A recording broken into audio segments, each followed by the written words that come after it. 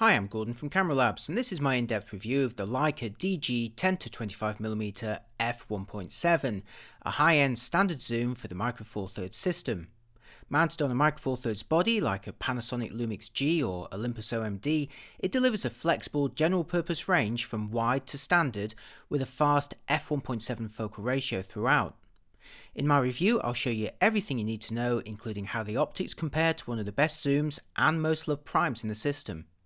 If you like my reviews, make sure you subscribe and notified for updates. Thanks, now let's get into it. The DG 10-25mm is the latest collaboration between Leica and Panasonic, with the former designing the lens and the latter manufacturing it. As such, it may not be pure Leica, but like their earlier collaborations with Panasonic, it remains an unapologetically high-end option with performance to match. It costs around $1,800 or pounds.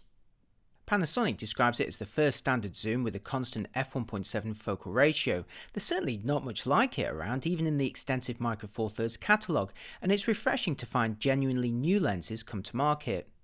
The closest model is arguably Sigma's 18-35mm f1.8 Art, a lens that's designed for slightly larger APS-C sensors and one that's beloved by video shooters, who Panasonic and Leica are clearly also targeting with their model. Now, Sigma's version comes in considerably cheaper at around $800 or just £650, which means you could in fact buy that lens and a body to go with it for less than the Leica alone, but it does lack the wider coverage of the 10-25mm at the short end when it's mounted on the bodies that each lens is designed for. With its fast and constant focal ratio, the DG 10-25mm is an unsurprisingly substantial lens, with the dust and splash-proof barrel measuring 88mm in maximum diameter, 128mm in length, and weighing 690 grams. Now, in your hands it's not as heavy as you'd expect, but it's still a lens that feels most comfortable when mounted on the larger bodies in the system, like Panasonic's Lumix G9 or GH models, or the Olympus OMD EM1 series. Place it alongside the Leica DG 8-18mm f2.8-4 and it looks positively gargantuan. The lens is threaded for 77mm filters and it's also supplied with a plastic bayonet lens hood. The Leica designed optical construction consists of 17 elements in 12 groups, including 3 are spherical, 4 ED and 1 UHR element. It has 9 diaphragm blades and a closest focusing distance of 28cm, which, as you'll see later, allows you to take decent shots of fairly small subjects. There's no optical stabilization, so to iron out any wobbles you'll need a body with built-in sensor stabilization, although luckily that does include most Panasonic and Olympus cameras. The smooth zoom ring has a rotational throw of about 90 degrees and sees the barrel extend a little at 10mm and a little more at 25mm. The barrel is technically at its shortest at around the 13mm focal length, but there's only around 3mm difference in physical size when set to 10mm. If you're thinking about the 10-25mm, chances are you're also interested or maybe even already own the DG 8-18mm, Panasonic and Leica's earlier ultra-wide zoom. It's almost half the price at around $1,000 or pounds. It zooms a little wider, can use smaller 67mm filters, including the Li 7.5 neutral density system, and is considerably more compact overall. But with a variable f2.84 focal ratio, is between 1.5 and 2.5 stops slower than the 10-25, while also lacking that longer 25mm focal length. I'll compare their quality in just a minute, but let's start by looking at their ranges in practice. Here's the 10-25mm mounted on a Lumix G9 filming in 4K, where it uses the full sensor width, starting at the widest 10mm for a 20mm equivalent, which is wide enough for most of us, before then zooming into 25mm for that standard 50mm equivalent field of view. It's an unusual but actually very useful range that takes you from respectably wide to standard coverage, and it actually makes it an ideal general purpose walk around zoom. Now for the DG 8-18mm, again on the G9 and starting off at 8mm for serious ultra-wide coverage equivalent to 16mm. Now that's comfortably wider than the 20mm widest equivalent of the 10-25. But at the other end of the range, the 8-18mm remains in wide-angle territory. Sure, it's a mild wide-angle, but at its equivalent of 36mm, it still lacks the reach to standard 50mm coverage of the 10-25. Of course, it's all down to personal preference and also which lenses you already own to complement it with. So, which range would you find more useful? While the range is of course very important, arguably the biggest selling point of the 10 to 25mm is its constant f1.7 focal ratio, making it almost 2 stops faster than the 8 to 18mm when both are set to 10mm, and 2.5 stops faster when both were 18mm. Plus of course the 10 to 25 can continue all the way to 25mm at f1.7. This allows you to deploy lower ISOs or faster shutters under the same conditions, as well as achieving shallower depth of field effects. Here's the 10 to 25 at 25mm f1.7 and at its closest focusing distance to illustrate the kind of rendering of fairy lights that you could achieve, and these lights are only about 1 foot or so behind the bottle. This is the kind of effect that you'd normally need a prime lens for, and I have a bokeh blob comparison with the Leica 25mm f1.4 coming up in just a moment. But first, here's a couple of shots, again all at the closest focusing distance and maximum aperture. First the 10 to 25mm at 25mm f1.7, and now the 8 to 18mm at 18mm f4. Now these shots are taken on different days with different bottles on the shelf, but you can see the difference between them. And now at the wider end of their ranges, starting with the 10 to 25 at 10mm f1.7, and now the 8 to 18mm at 8mm f2.8. Clearly in these two examples, the 10 to 25 is capable of delivering a much shallower depth of field than this zoom anywhere in the range, while again allowing lower ISOs or faster shutter speeds under the same conditions. Cementing its usefulness for video, Panasonic has equipped the 10 to 25 with a clickless aperture ring that turns silently and smoothly. This works on most Lumix G bodies, although you may need a firmware update. Now it didn't work on the Olympus bodies I tried, just like the other Leica lenses with the aperture ring, so you'll need to set the ring to A and control it using the body instead, which is also of course an option on the Lumix bodies if you prefer. Now for two examples showing the effect of smoothly adjusting the aperture from f1.7 to f16 and back again. Leica 10 to 25mm at 25mm f1.7, but now manually adjusting the focal ratio, the aperture, making it smaller and smaller. It's a smooth aperture ring which I'm trying to turn constantly. Now to its smallest value is f16. Let's open it again. f11, f8, f5.6, f4, f2.8, f2, and f1.7, and I've balanced the exposure by using auto ISO on the camera. Now let's open it back again from f16 to f1.7. f11, f8, 5.6, 4, 2.8, 2, and finally f1.7, the maximum aperture on this lens. If you prefer to manually focus, the 10 to 25mm is a joy to use with a pullback clutch ring that reveals distance markings and allows linear adjustments, beloved by video shooters. The clutch mechanism also snaps down and back again with a very satisfying click. It's very easy to manually focus the lens. Once you pull the focusing ring towards you, it disengages the clutch, and then you can just adjust it very, very smoothly here. I've got focus peaking enabled here, and you can see about there is the center of the label. If I go to the other end of the range, we can turn some of these lights, there we go, into sharp focus.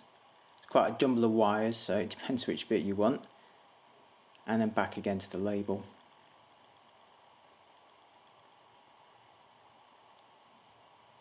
Now, this is a motor-assisted focusing system, but there are kind of semi-hard stops on it. If I take it all the way to the closest focusing distance, here, I can keep turning the ring, but the distant markers are going, look, this is as far as you can go. You can keep turning, but nothing's going to happen.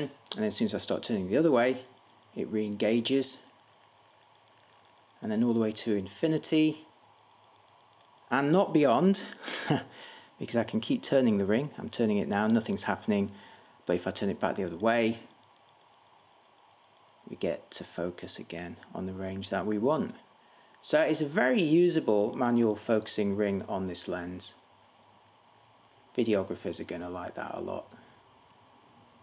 Okay, now let's see whether this lens maintains its focusing distance across the zoom range. So this is what the camera would be recording if we were doing a movie. I've got the aperture wide open to f1.7. Let's make sure that this is in perfect focus. So I'm going to focus on the center of the label. So we can see those lines across the number. Okay, so we're now at 25mm. If I zoom all the way out to 10mm, and now let's just have a closer look at that.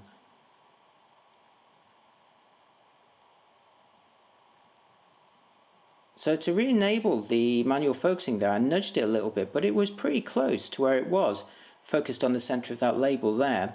So let's try that again. I'm going to zoom all the way in to 25mm, and you can see, even at this distance, the focusing hasn't really changed a great deal. And that's at a very close range and at the maximum aperture, so that's pretty demanding. Okay, now for the optical quality on still photos, where I tested the lens at 10, 18 and 25mm using RAW files processed in Adobe Camera Raw with sharpening set to 50, 0.5, 36 and 10, and all lens corrections disabled. Now here's the view at 10mm with the red rectangles indicating the areas I'm going to crop in just a minute and show you alongside crops from the same composition using the 8 to 18mm again at 10mm. But first a quick note, I normally shoot these compositions just once for each aperture with the focusing set to the middle, but when doing so I noticed the 10 to 25mm exhibited greater field curvature than the 8 to 18mm at both the long and short ends of its range. Here's the crops from the corners of the 10 to 25mm on the left and the 8 to 18mm on the right when both were set to 10mm f4, and it's clear the 10 to 25mm crop on the left is slightly out of focus in comparison. Now this isn't optical softness or a depth of field issue, it's due to field curvature. Note that the central areas on both of these images were pin sharp. To resolve it, simply focus on the area you want to be sharp. So I retested on another day, this time focusing on the middle for the middle crops, then refocusing on the corners for the corner crops, and here's the result again at 10mm f4. Now the 10 to 25mm this time is performing much better than before, although bonus points to the 8 to 18mm for not suffering from anywhere near as much field curvature at its long or short ends. That's a lens where I could confidently focus on the middle of the frame and know that even by the time I got to the corners you were still going to get a nice sharp image. Now for the full sequence, and I'm starting with the corner crops at 10mm where I've focused in the corner area to avoid field curvature. The 10 to 25mm is pictured by itself here at f1.7 and f2, but is joined by the 18 to 18mm on the right hand side when it is available at f3.2, where the wider zoom is actually delivering better corrected results, up until about f8 where they draw roughly even. So at least with the samples that I tested, the 8 to 18mm looks better in the far corners at 10mm and also suffers from less field curvature too. Note the minimum aperture on the 10 to 25mm is f16 versus f22 on the 8 to 18mm, but diffraction really does ruin the quality on both of these lenses at these kind of values. Now for a quick run through the crops from the centre of the frame at 10mm, and for these images I focused on the middle of the image. As you can see, there's no issues at all with the 10 to 25mm here, with sharp results even wide open, and arguably a tad crisper than the 8 to 18mm seen on the right hand side when both are set to the same apertures. Also notice how much beyond f11 the image quality again greatly softens due to diffraction, so as always use very small apertures, especially on micro four thirds, with great caution. Moving roughly to the middle of the 10 to 25mm range at 18mm, I didn't notice significant field curvature, so this time both the corner and centre crops are taken from the same images, all focused in the middle of the frame. Again, the rectangles show the cropped areas. Looking at the corner crops, the 10 to 25 is much better behaved than before, only exhibiting some easily corrected vignetting or darkening in the corners at the largest apertures. By the time the 8 to 18mm joins in on the right hand side, the 10 to 25 looks visibly sharper in the corners, clearly revealing my 8 to 18mm sample performed best at its wider end. A quick run through of the centre crops shows the 10 to 25 again performing impeccably in the middle even at the maximum aperture, and still outperforming the 8 to 18mm seen on the right when it joins the comparison. As before, avoid those very small apertures on Micro Four Thirds bodies for the best quality. And now for the final comparison at 25mm, and this time I've pitched the 10-25 against an old but popular prime lens, the Leica DG 25mm f1.4. So I'm going to have a side-by-side comparison throughout the aperture range. Again, the red rectangles indicate the cropped areas. Starting with the corner crops, I notice field curvature on both of these lenses, so all of this first set of crops come from images where I refocused in the corner areas. Now I'd say both lenses actually look pretty good from the outset, even at their maximum apertures, although the 10-25mm crops on the left hand side deliver slightly crisper results throughout the sequence. Moving on to the middle crops, again from images focused in the centre, both lenses are again delivering very crisp results, although the 25mm f1.4 prime on the right hand side is resolving those vent grills in the middle perhaps just a little bit better. That said, with all the lens corrections disabled on my raw processing, the 25mm prime is exhibiting some coloured fringing in areas of high contrast, and that's just not an issue on the 10-25. You can really see it in those grills in the middle, as well as the bright reflections on the railings in the upper middle of the crops. What this does prove though is the 10-25mm is effectively keeping up with, or in some instances actually beating a prime lens, which is one of its stated goals. This is a zoom that really could replace a bunch of prime lenses in your bag. It's not all about resolution at long distances though. Bright aperture lenses are also bought for their rendering. So here's how the 10-25mm looks at 25mm f1.7 near to its closest focusing distance. And now let's see when I close the aperture. First to f2. Now 2.8, f4, f5.6, and finally for this sequence, f8. For direct comparison, I reshot the sequence with the Leica DG 25mm f1.4 prime from the same distance, and here it is on the right hand side all the way open to f1.4 versus the 10-25mm at f1.7 on the left. Notice how the 10-25 on the left side actually has a slightly longer actual focal length in practice than the prime, resulting in a slightly tighter view, but I decided to maintain the distance for this comparison. As I close their apertures, you can see the effect of their diaphragm systems on the shape of the blobs, and later the diffraction spikes. Now both of these lenses employ a spherical element, so there's inevitably some onion ringing in the blobs, but I'd say it's pretty well behaved and discreet on the 10-25, and I'd personally be very happy with the rendering from it. Again, it's proving here that it could do the job of my 25mm prime. Closing the aperture right down will result in softness due to diffraction as you saw earlier, but also reveals spikes on point sources of light.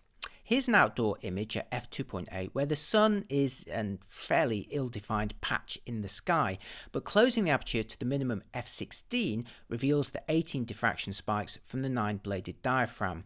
If you're taking pictures of the sun under a much clearer sky, that effect will be more pronounced, and of course it also works for bright lights on night city scenes.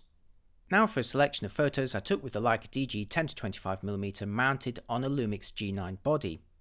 While the lens is mostly aimed at video shooters, I was struck how useful and flexible it was as a high-end general purpose lens for still photography. The unusual 20-50mm equivalent range covers you from very wide angle to standard coverage, making it a great walk-around lens.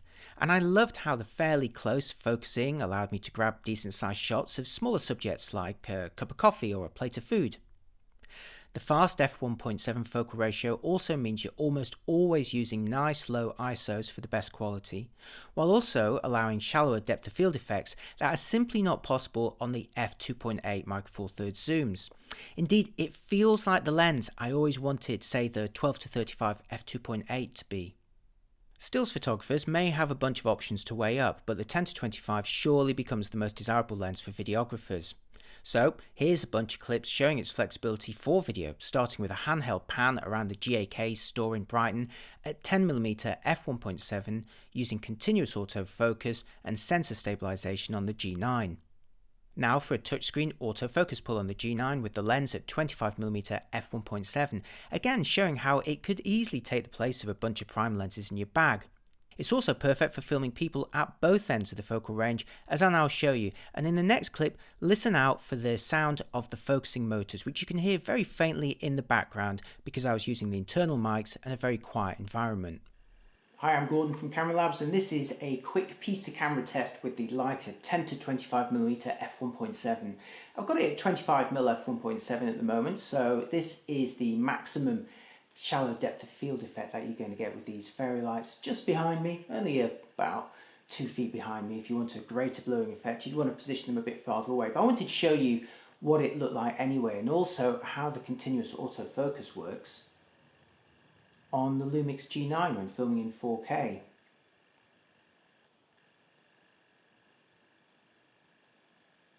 So don't just look at my eyes, look at the background as well and see whether those fairy lights are breathing in and out. Oh, and I have face detection enabled for this autofocus mode.